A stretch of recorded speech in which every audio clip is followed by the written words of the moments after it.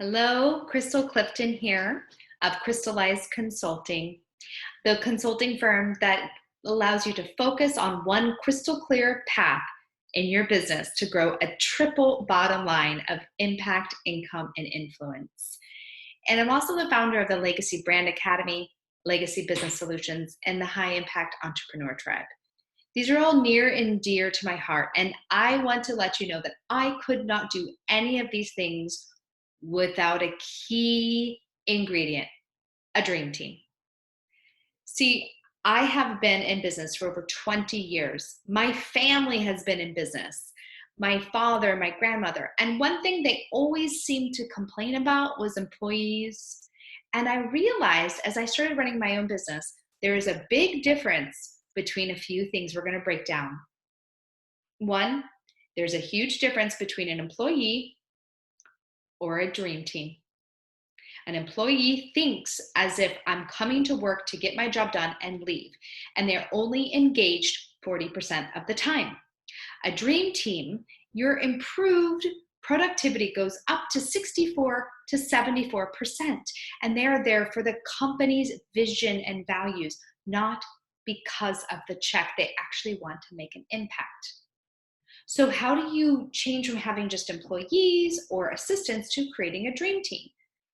Well, this is what we're going to dive into, because a dream team is what will allow you as an entrepreneur, as a visionary leader, to see your business scale in a sustainable way.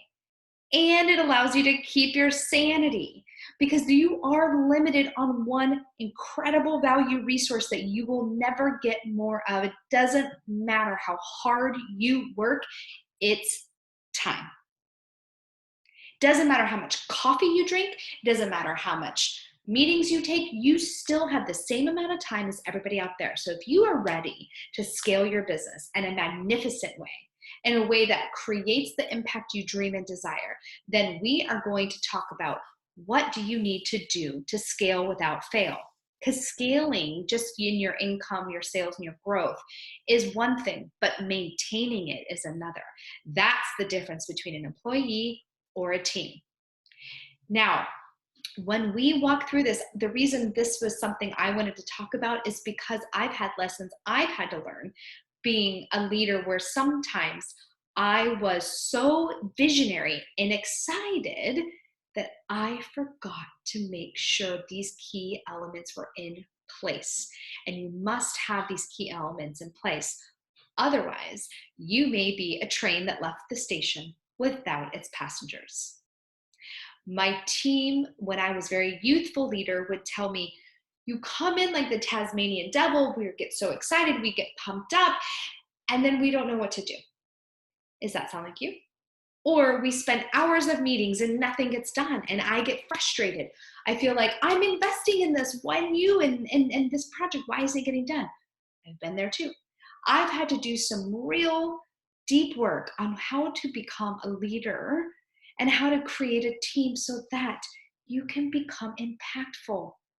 Because when you have a team that's united, that is a dream team, when you learn how to be not just a good boss or manager, but a visionary leader, it's the difference of you just spending money on your business or you creating an impact. And when we work on building a triple bottom line, impact is what my clients want. They want to make an impact that has purpose and meaning, not just money. You can do it at the same time.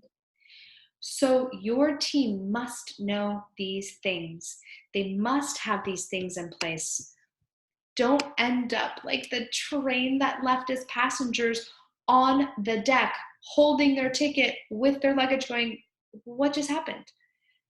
It's time for you to get your team together in a real way. So here are the 7 keys to building a dream team. First, you must communicate the vision. See, you can't expect just because you have the vision in your head and you've created this dream to come alive that they suddenly know it too. You must talk about the vision, communicate the whys and the values of your company. Remind your team why you are doing this, why they want to work with you. Make it about the vision, not just about them. Give them a reason to come to the office besides a paycheck. The second one is culture. I am so big on brand culture. Businesses have culture. I call it the DNA of who you are becomes, it's like you have a baby. You know, when you first have a child, if you're a parent, people say, oh, having a kid is wonderful and it's great.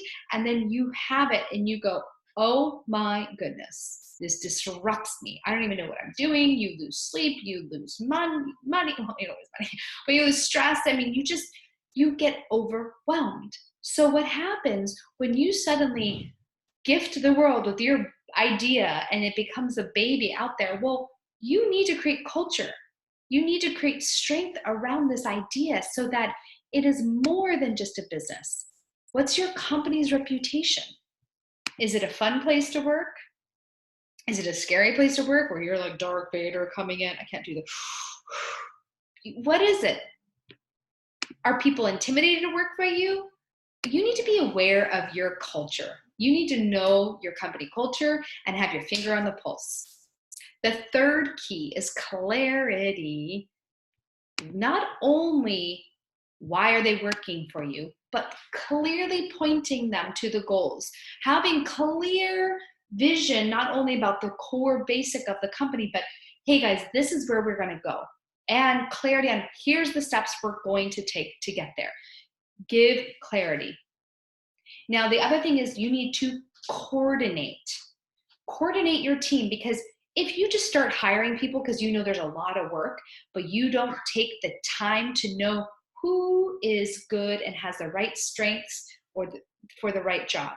Because what happens is you could be hiring somebody that's not suited for the job because they're just good at working doesn't mean that they're good at doing the one thing you need.